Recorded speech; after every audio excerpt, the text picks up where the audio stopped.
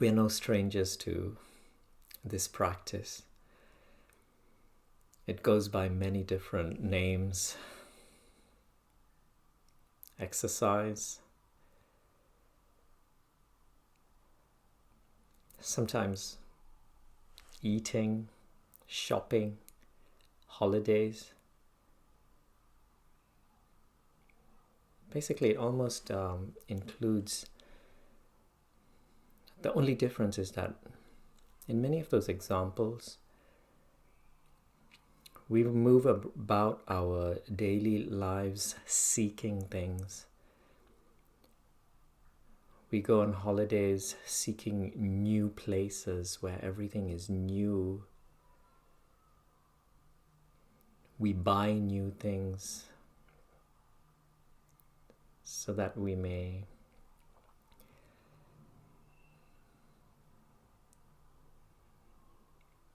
bring new things into our worlds.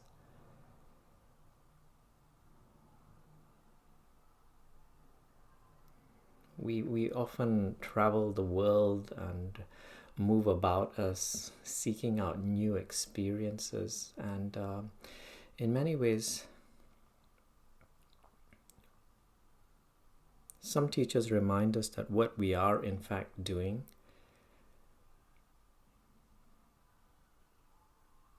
is seeking out experiences to which we have no memories of. When we buy a new pair of shoes, a new piece of clothing, a new toy, a new car, there's that brief moment where a gap appears simply because we don't recognize it. It's something new. We don't have any memories of that particular item, at least in our possession or within our surroundings. We go on holidays where there are new smells, new things to see, new languages, new people.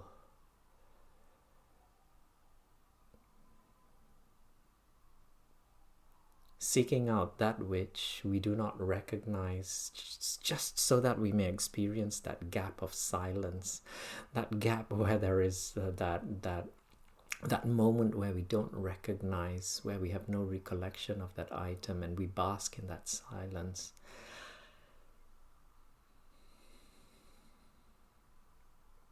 And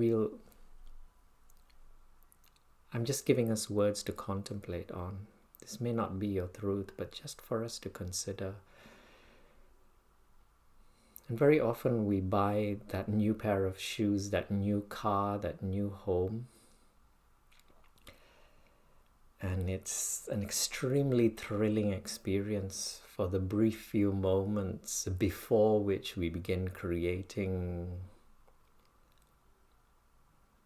memories of that thing, that place.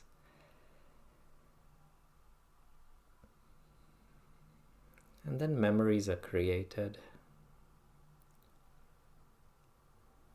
and we somehow stop experiencing that thing that is in our possession. It could be our house, our new car, that, as I mentioned, the shoe or the piece of clothing or the new toy. And then we become bored seeking out that new thing to buy, that new place to go, just so that we may rediscover that gap of silence. And many of us, we like sports, which or activities where there is a lot of where it is completely unpredictable. It can be something like cycling, and many of us, we enjoy sports that are quite hazardous, climbing, moving through the world at high speeds. Activities which require absolute and total attention, knowing that the moment you take your attention away from the present moment, the moment you delve into your past or into those future worries that we sometimes we sometimes worry about. Our lives are put in danger, and so we force ourselves to be present through some of these activities. And those are just little reminders that in many ways we are all on the same path, seeking the gap, the silence, the stillness.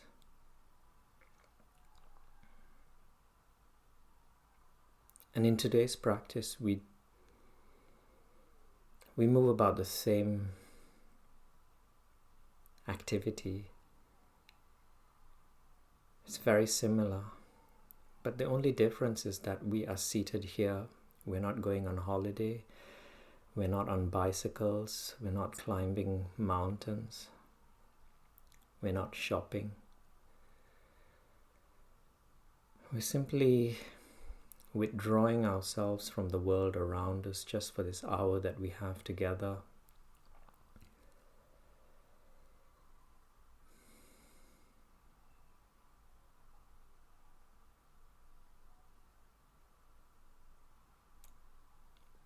Withdrawing and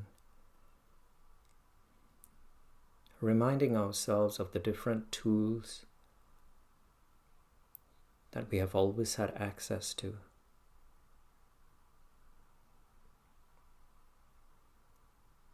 Capable of bringing about those exact same experiences that we spend most of our lives seeking. Those gaps, those moments of stillness and silence that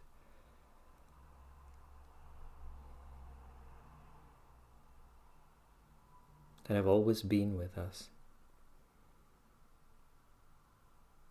An experiment of sorts.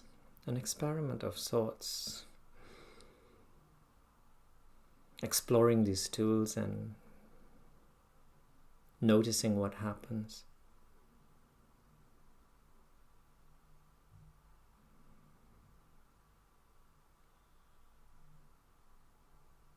Just seated here breathing, waiting, possibly experiencing those gaps. Some of us call them the cessation of thoughts, the stillness. Some of us might even call it being joyful or just being.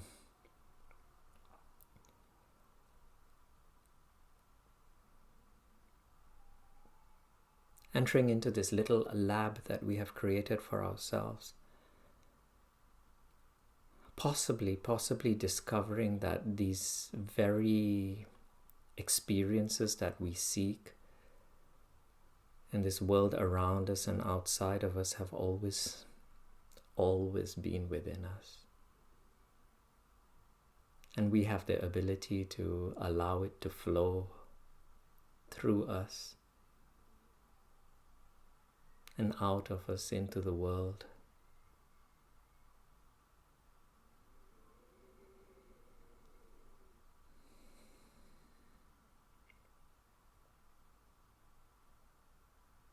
Many words have been spoken. Notice where your thoughts are at this moment. The weekend has passed. The past few days might have been quite a busy few days, a busy week. Many people, many places, many conversations. At the outset of this practice, let us acknowledge that each and every one of these interactions with the world would have somehow resulted in the momentum of the mind being ignited. If you had many things around you that you were interested in, many conversations, movies, stories, those would have stimulated your mind into movement. And so even though your body is seated here, your mind very likely will still be moving in excitement and enthusiasm and all of those, in whatever momentum and whatever direction it's been charged. And in the same way, if you've had a pretty horrible weekend and a horrible past few days, if there were things you disliked, if there were things your mind judged as unpleasant, that too would have resulted in a momentum in the mind that would have speeded up the movement of the mind. And it's just nice to know at this stage in our practice that that's what judgment does. When you judge something as good, it stimulates the mind. Not good, but like. If you judge something as something that you like, it stimulates the mind. And if you judge something else as something that you dislike, again, it stimulates the mind. And so just notice where your mind is, knowing that it's supposed to be moving. The same way your body is breathing, the same way the clouds move through the sky, the same way the blood flows through your veins. It's the nature of the mind to move.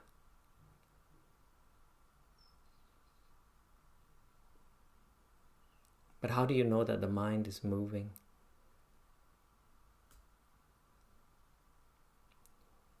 Something has to be still. Something has to be still and unmoving in order to notice the movement. And you can see that because if you were moving at the same speed as the clouds in the sky, if you were moving at the same speed as a bicycle or somebody else who was walking beside you, it would almost sometimes appear as though that object was not moving. But the reason we notice there is movement around us is because there is a part of us that is still and unmoving. And that is the part that we will begin to tap into. And we'll use our bodies in order to do that. Starting by simply noticing your body, where it is.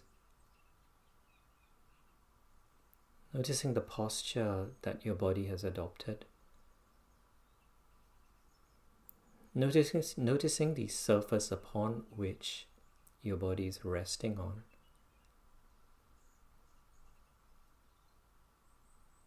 And then becoming a little bit more specific, exploring the surface upon which your body is resting on.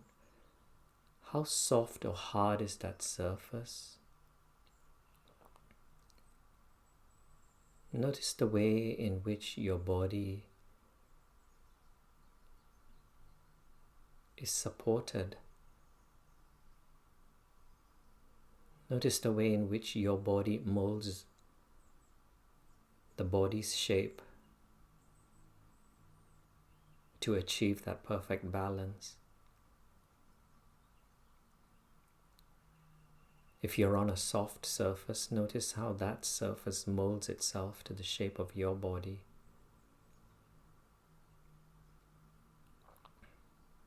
And then begin to awaken your sense of touch, which is in fact what we've already started to do. We've been awakening the skin underneath our bodies. exploring these points of contact between the body and that surface. Simply because our senses, and in this instance our sense of touch, which includes not only that surface underneath us, but the surface that appears to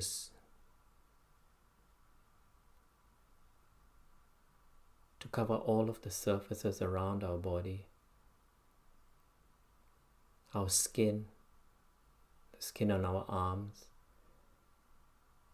our upper bodies, our lower bodies, the skin on the face, the cheeks, the ears, the skin around the ears, the skin in the scalp. They're all our doorways into this present moment.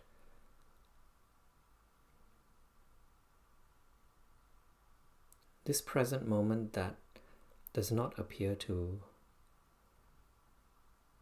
ever change, simply because when you try to use your mind to make sense of it, 5 minutes ago it was the present moment. 5 years ago it was the present moment when we experienced it. And in the same way, 5 minutes from now, 5 years from now, 2 years from now, 10 years from now, it will only arrive as the present moment. And so age fades into the background.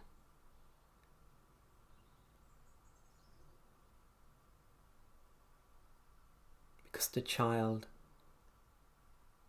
experiences this moment as the present moment, as do we. And that becomes the only relevant consideration.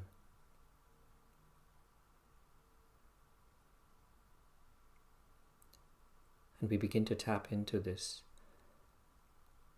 constant, the stillness.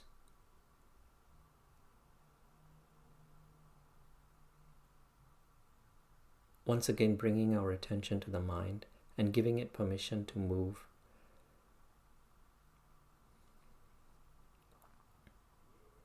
Giving it permission to move because it has a momentum.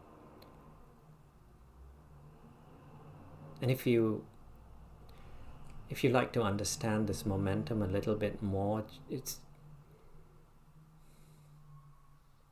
very much like a speeding car.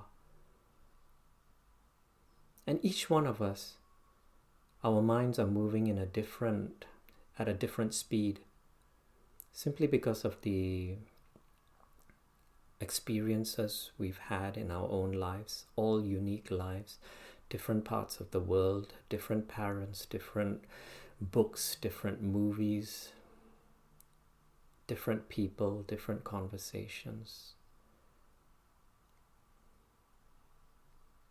And one of the benefits of practicing in a group is that if you can imagine different streams flowing at different speeds, at different momentums, each one of us representing a different stream, we enter into a large lake. And this is that lake, this present moment, where we all sit here breathing, tapping into a completely new momentum, a fresh moment, where all of your problems fade into the background, as the past really should. All of your worries and concerns, they too dissolve, for they may never surface.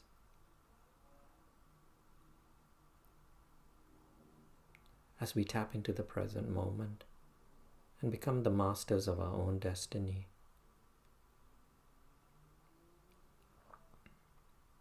Our skin,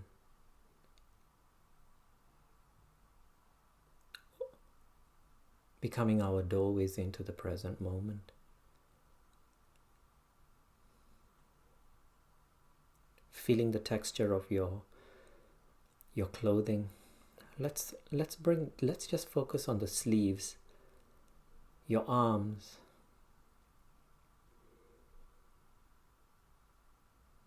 the clothing that covers your arms, that point at which your sleeve ends. I don't know if you have a short sleeve or a long sleeve piece of clothing on, but can you feel the borders where your skin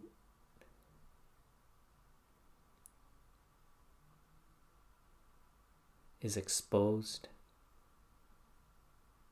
And then noticing the contrast between that area of skin that is exposed to the air around us and those other parts of the arm that are covered in fabric. Can you feel the distinction? Bring your attention back to those parts which are covered in clothing, covered in fabric. Feel the very thin layer of warm air trapped underneath the fabric, cushioning your skin, allowing you to experience that slightly higher degree of warmth.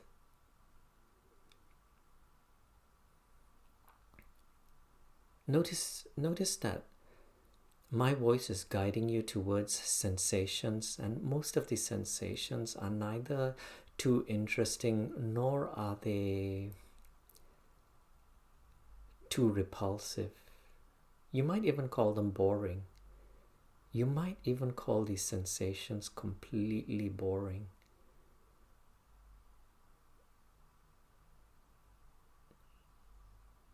But boring is our friend in this practice.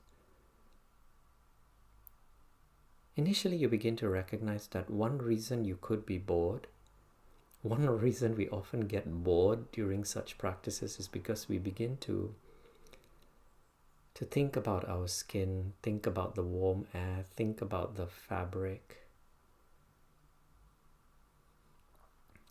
And the mind becomes bored because it likes being stimulated. If not by things that it likes, by things that it does not like, by those judgments of people, of places, of foods and whatever else. It likes judgment. It likes to be stimulated somehow. It doesn't care how. And when this happens, you begin to just acknowledge that this is the nature of the mind and begin focusing on just the sensations. Only the sensations, and so it becomes a more sensory experience. You'll notice your mind aligning itself with the skin simply because the mind is the one tool we have through which we translate the world around us. It's like a filter. Of course, don't take my word for it. Experiment with this. This is our little lab after all. Notice how the sensations in this present moment, in this very moment, all you can experience through your skin is a particular sensation. It doesn't have a meaning. Until the mind gets involved, because it is the mind that has learned what warmth is. It's the mind that learned what fabrics it likes and dislikes. It's the mind that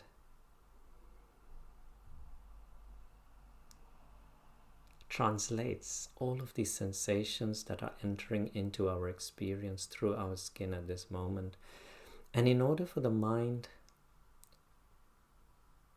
to translate these sensations that we are experiencing in this present moment, it begins to leave the stories from the past. the distant past and the long gone past. It begins to leave all of that and arrive into this moment where our bodies are, where we are seated, where my voice is, where all of those sounds around you are surfacing. The mind begins to leave anxieties, worries, those projections into the future, and it begins to simply arrive, and it tells you that this is what comfort is or discomfort is. And so it doesn't matter whether you feel comfort or discomfort. Whatever you feel, whatever judgments you notice, just notice them as you would the clouds moving through the sky. Notice them as you would the clouds.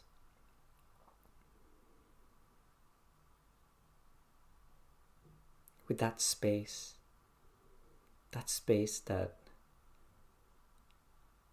exists between the cloud and you who are observing, you who are witnessing. Feel the vastness of this space, because this is the space that has no verbal definition. Some teachers call it the present moment, some call it the now, some call it presence, some call it the witness, but the words don't really matter. And you would probably have recognized that with every word that I used, a different image would arise. And then that is the limitation of words. Constructed simply of sounds, combined sounds and gaps of silence in between them, somewhat limited.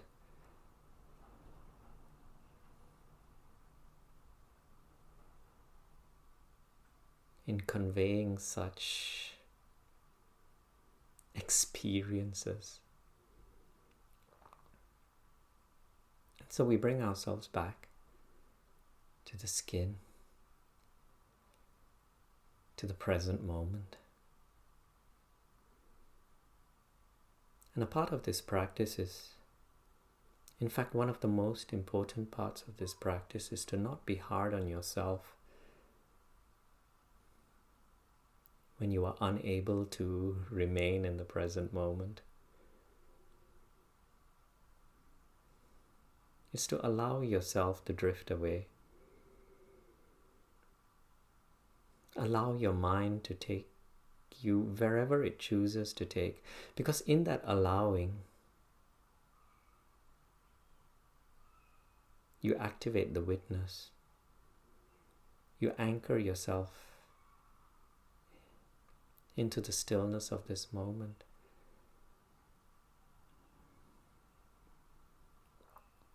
And you observe the clouds, the thought stream, if you like, flowing.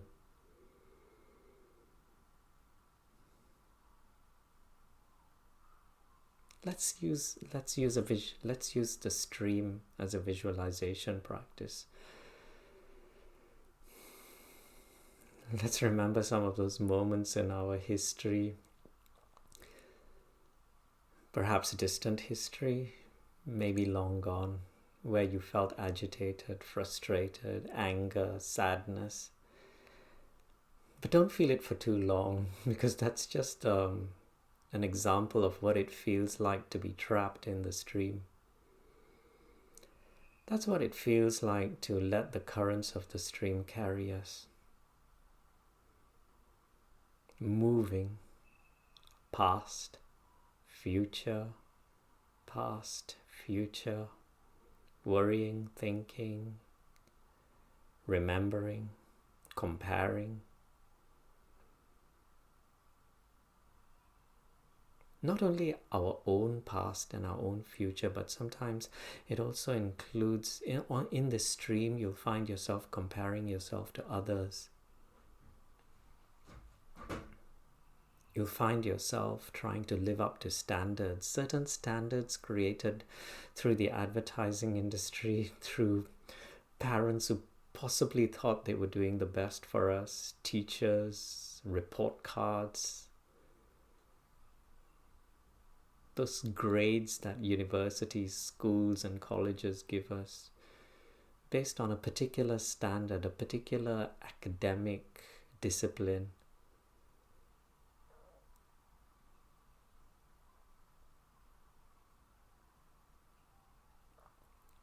I've brought you straight into the stream.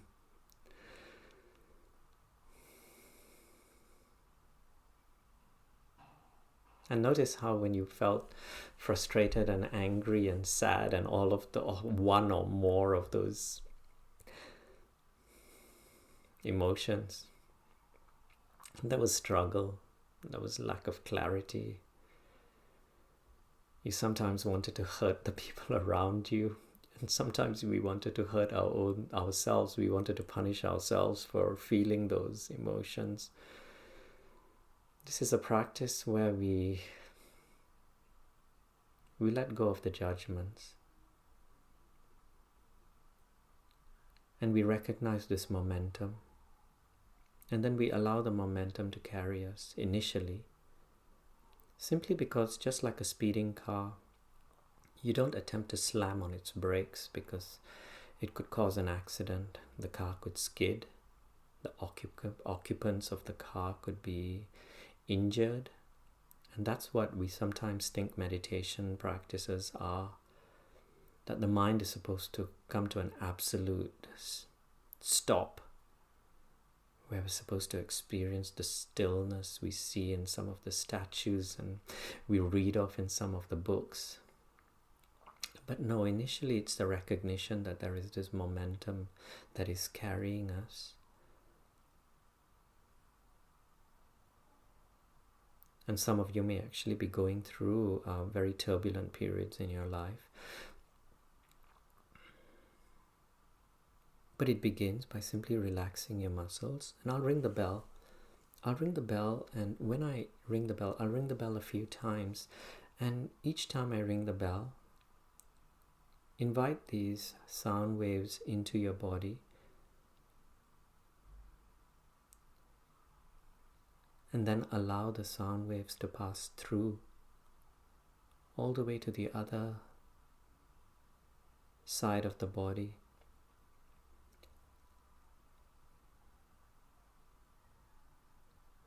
Carrying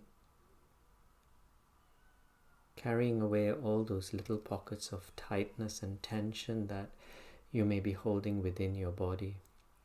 And I'm talking about the tension that you often feel when you're going through one of those experiences. Certain muscles are tight. Your digestive system doesn't feel quite normal. Jaws might be clenched. Certain areas of skin might be quite tightened. And each bell will allow you to release.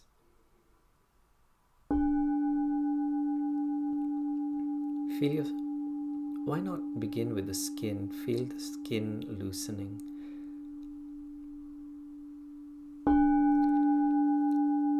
Loosening around the forehead, around the scalp, around the neck.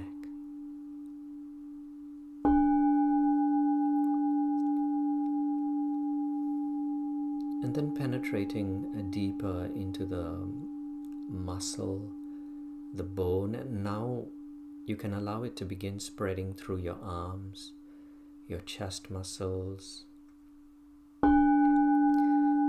your back muscles, both upper and lower, the whole pelvic region and the legs.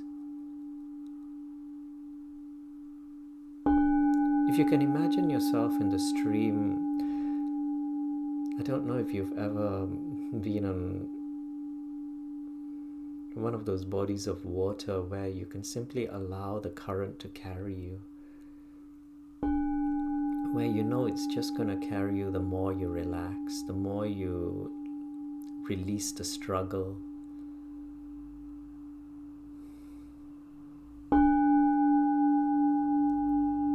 just allow the water to cushion you. And now the joints, your elbow joints, your wrists, the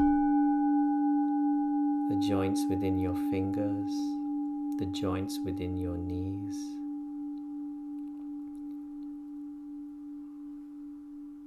You center yourself. You still know that the current is carrying you. You still know that the momentum is carrying you. But there is a little bit more stillness. There is a little bit more stillness in the detachment that you feel, in the letting go, in the releasing of all of these tensions and tightness. And then you might stretch your feet downwards, just seeking to anchor yourself, just to stop yourself from moving with the stream. You begin to acknowledge that it is the water that is carrying you, but it is a stream, so it's not very deep. And to your surprise, just as you relax, your feet begin to touch the base of the stream. As you stretch your arms out, you find the banks of the stream, or you might find a low-hanging branch or some roots to hold on to.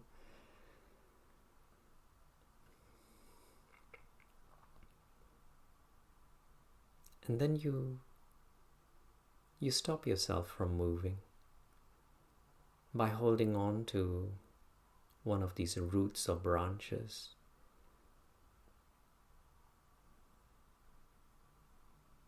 By grounding your foot onto some hold, anchoring yourself. And initially it just begins through the acknowledgement that I have stopped moving, but yet I'm still immersed in the stream. I'm still immersed in this story that is my mind, this thought stream. But there is stillness, even though you are still immersed in this stream. That's possibly where most of us are in this practice. We've stopped moving. And then the water begins to feel a little bit cool. It begins to feel a little bit more like a game, like a shower of sorts. Even though you're still immersed in that story, in that problem, in whatever challenge, you know it's moving, but you know there is stillness as well at the same time. And then comes a decision, or rather a question: would I like to step outside of this stream? Would I like to step outside of this stream full of habits, full of history? This stream that is headed in a particular direction, and possibly even a direction I've been very concerned about, I've been worried about because of all the news I've been reading, because of all of the conversations I've been having. The stream appears to be headed maybe towards a large waterfall that we would rather avoid. But now there is this option: would I like to step outside of the stream? And for many of us, we don't really want to step outside of this stream, because we're afraid of what's outside there. We're very familiar with, we've been in this stream all of our lives. That's pretty much what identification with the mind is like. We've identified with our whole history, with our report cards, with our bank accounts, with what the advertising industry, our parents, our teachers, our books, our movies have told us about what our bank accounts should be like, how we should look, how we should talk. But it's all so familiar. There is a reluctance to step outside of the stream. We would much rather be in the stream and stay in the stream simply because it's familiar. And that's where many of us sometimes continue to exist. Staying with what we know. But then let's be curious. Let's be curious as to what's outside there. This is after all a stream, and it's a very small stream. And a few moments ago we talked about how each one of us is a different stream. A very different, a very unique stream.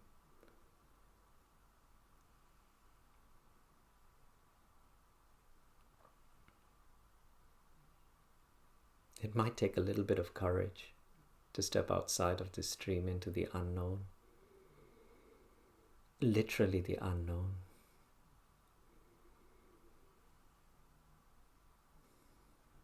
And it begins with an intention. And let's release that intention that we would like to step outside of this stream, onto the banks of the stream.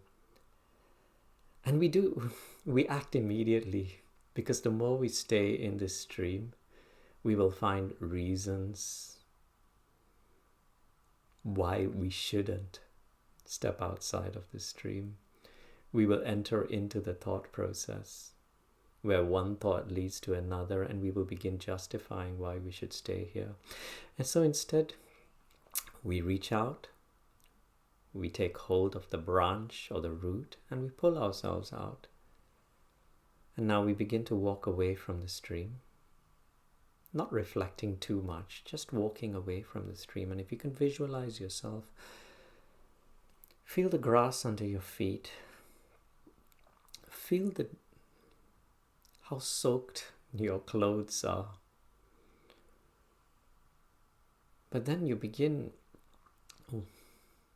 initially it takes a little bit of effort, just because you're so used to having been carried by the currents that your muscles have become quite weak.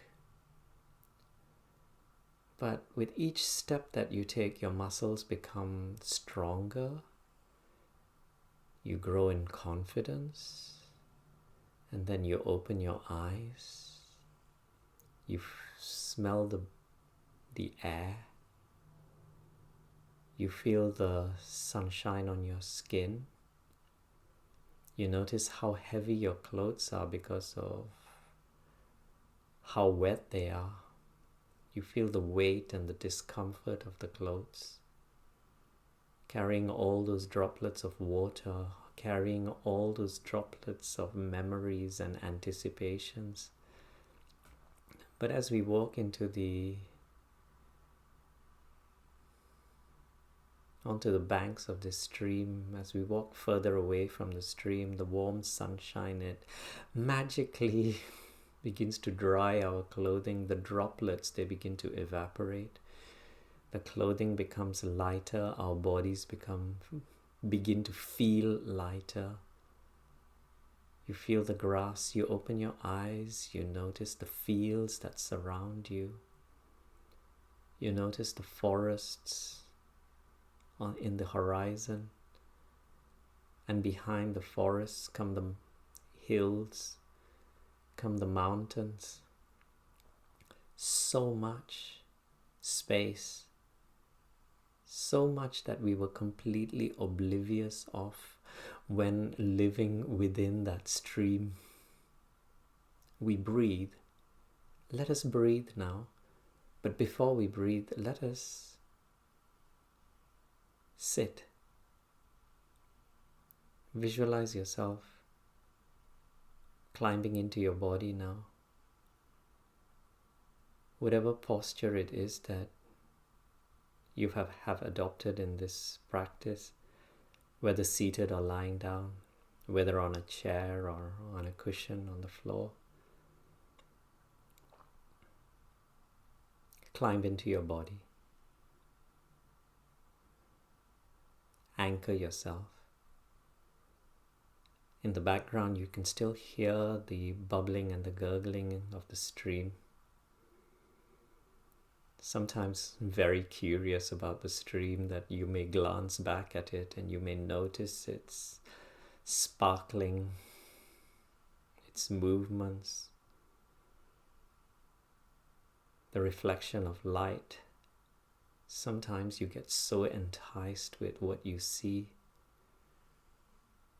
that you lose yourself back in the stream. You find yourself slipping from the banks, almost as though it was a long, slippery slide, bringing you back into the stream where one thought leads to the other and to the other. But this is a practice. And having removed yourself from the stream once, you now know that it is possible. And you begin to recognize how the present moment, in the present moment, every moment you choose to remove yourself from the stream becomes the only moment. Every moment you begin to climb out of the stream becomes the first and only moment. And the practice begins. And the practice begins. A new moment, every moment. Always the present moment, where you no longer need patience, where frustration fades into the background. A practice like no other. And soon you find yourself grounding yourself deeper and deeper and deeper onto the banks of the stream. Your ability to observe the stream flowing past you, your ability to notice the play of light, to notice the velocity of movement within the mind in reaction to whatever's going on around you. Because that's the nature of the mind. It reacts.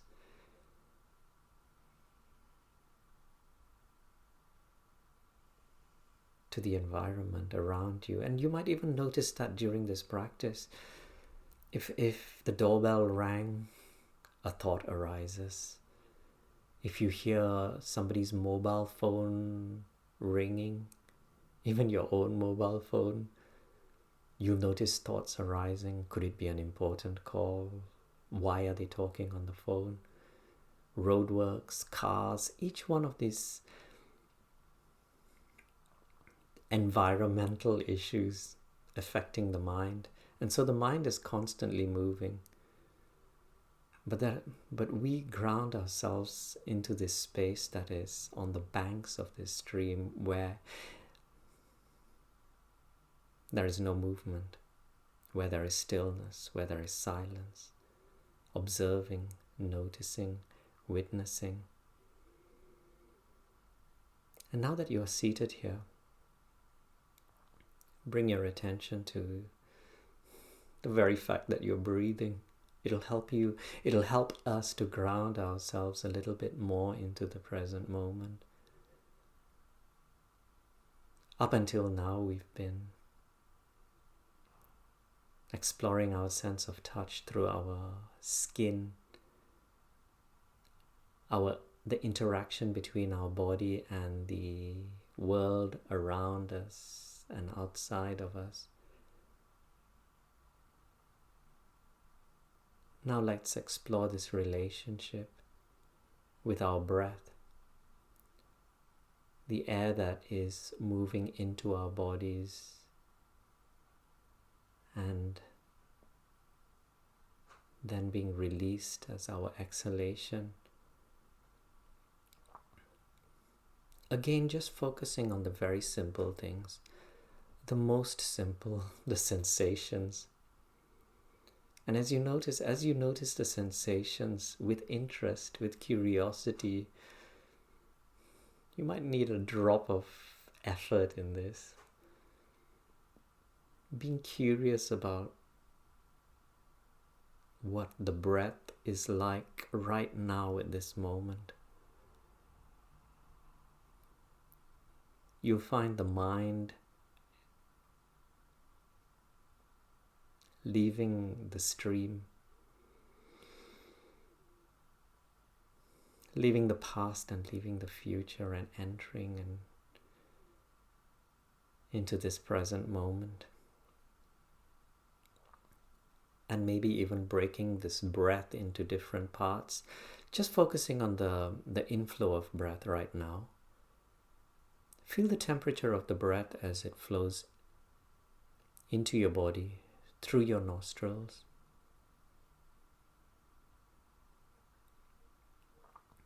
Does it feel cool or crisp?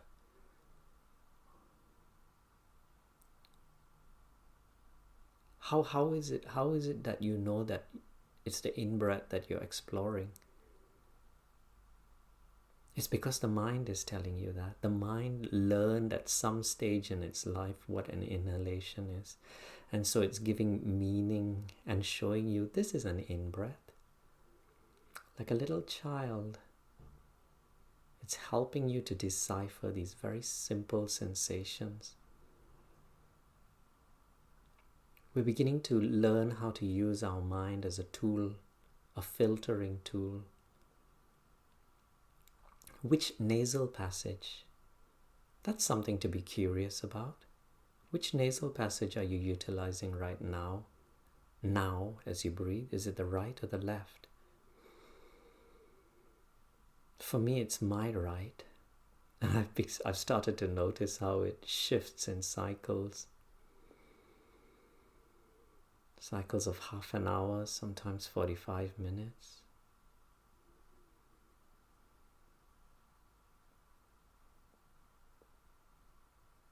Are there any smells?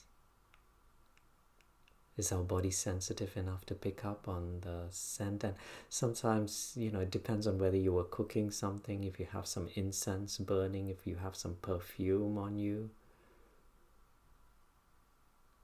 The mind will help you to decipher this. It'll leave its stories behind. And then the exhalation, the releasing of breath, where the sensations for some of us can be so much more vivid because of the increased levels in warmth and humidity. Feel these temperatures and this humidity within the skin, inside of the nasal passage, the nostrils.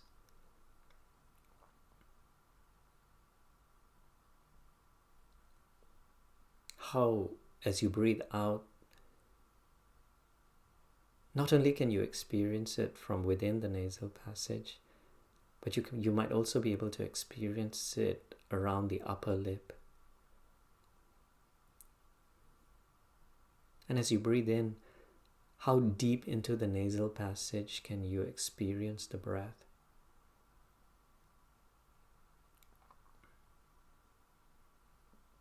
Our ability to experience it flowing down our throats, down our windpipes,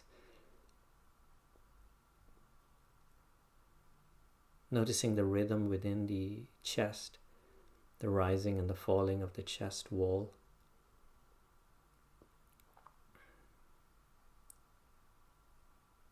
Noticing the rhythm of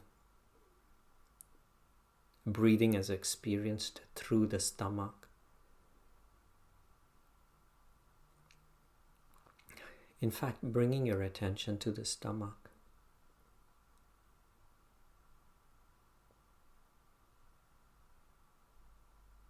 Noticing the stomach wall, how it rises,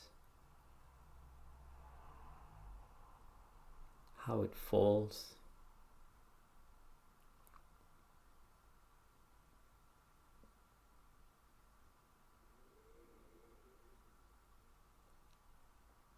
How the muscles react to this process, the stomach muscles, that is. The insides of the stomach, the ballooning, the contracting and the falling.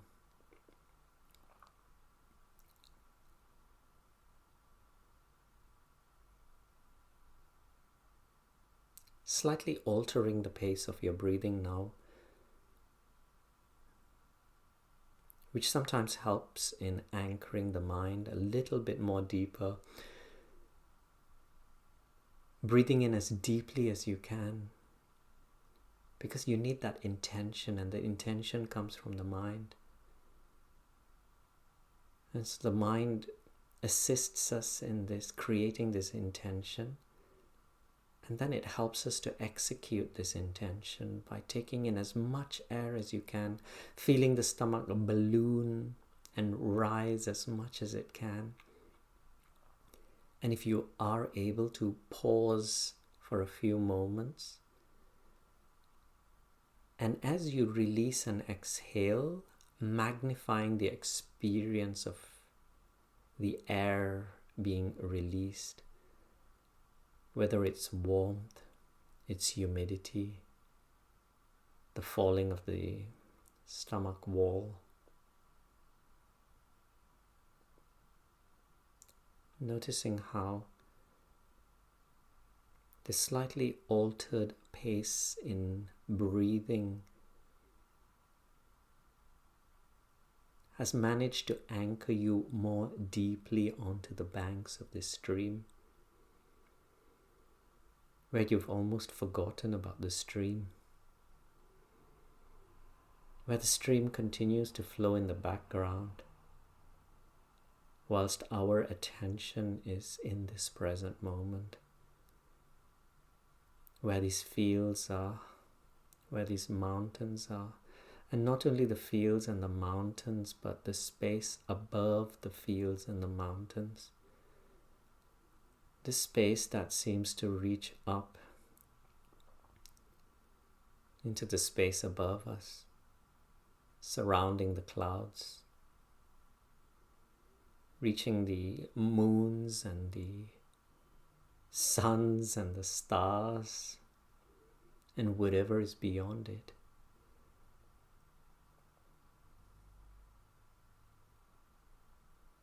Breathing in, and as we exhale,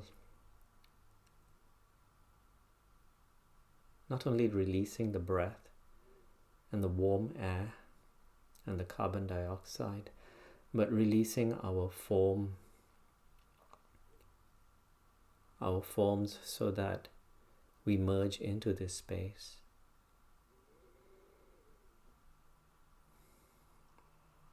Releasing many of the burdens that come with this form, and experiencing the completeness, the stillness of just being.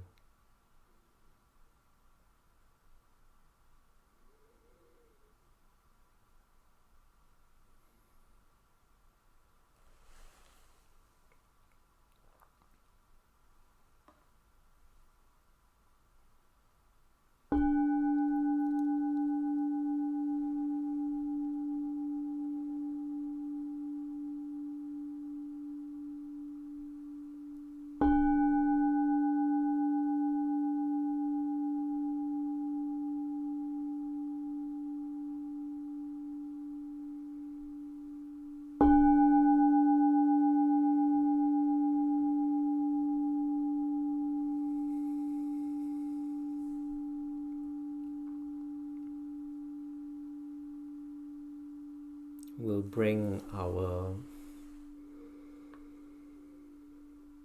short practice to a close, but we'll allow the bell to symbolize the beginning of that part where our practice merges into the little worlds in which we live. Hopefully bringing a little bit more awareness, presence, and stillness to the different experiences that will present themselves to us, again through our senses.